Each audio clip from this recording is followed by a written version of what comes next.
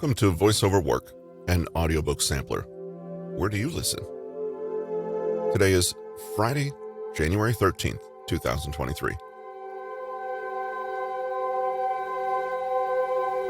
Self-awareness is key to a happy life. But how can you gain that link between your beliefs, your emotions, and your behavior? But before you look for a therapist, there's a lot of healing you can do for yourself. You can learn how from Nick Trenton in his current book, How to Therapize and Heal Yourself. And today we bring you the preview for that book. Thanks for joining us today.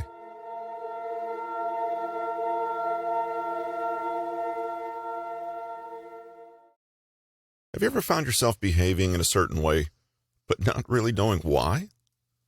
Do you have a tendency to lash out emotionally or say and do things that you later regret?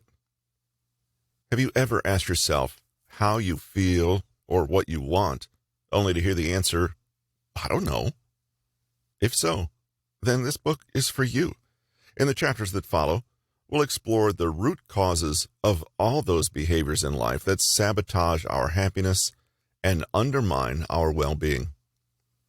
Whether it's poor communication in relationships, addictions, unmanaged anxiety and depression, or simply a constant feeling that you're not living to your fullest potential, there's usually one predictable root cause behind it all: lack of awareness. Traditionally, a psychologist or psychotherapist could help you more deeply understand who you are, what you want, and how you tick. But if that's not a possibility for you, rest assured that you can master the very same techniques for yourself and become your own therapist. Throughout this book, we'll look at the lives of fictional people who are all experiencing very different life challenges, yet in their own way, each of them has just one problem: a lack of awareness of their emotions, core beliefs, blind spots, and expectations. As you read, you'll be invited to look more closely at your own emotions, thoughts, and beliefs, and how they are motivating certain behaviors and habits. Being your own therapist doesn't take any magical skill or superhuman ability. All it takes is the willingness to be honest, to ask questions, and to courageously take action according to the insights that you glean.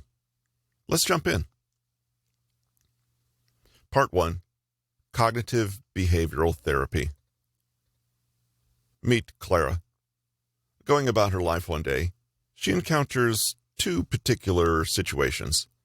Situation 1 is that she receives an email from a work colleague asking her a question about a presentation she gave 2 weeks earlier.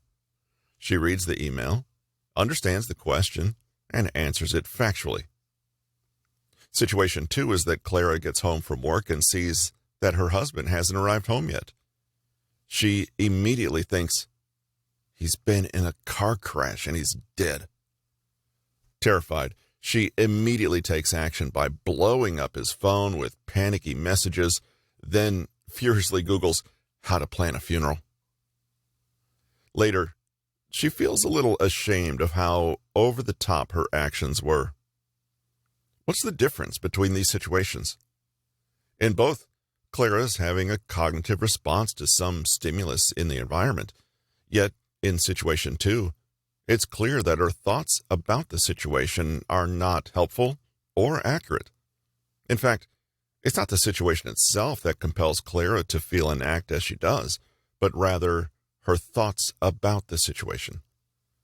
This is the key insight behind cognitive behavioral therapy, or CBT, that not all of our thoughts are for our benefit. Thoughts, feelings, and actions are all connected. The way we think about things affects how we feel, and how we feel affects how we act. How we act, in turn, changes our world in ways that confirm or reinforce how we think or feel.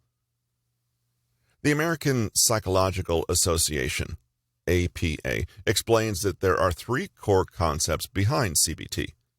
1. Psychological problem.